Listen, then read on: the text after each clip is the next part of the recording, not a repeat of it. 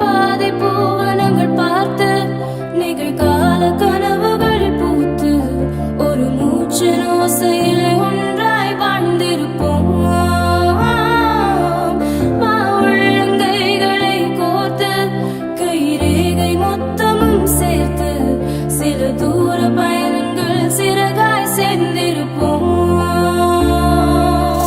அகலாதே அகலாதே நொடி கூட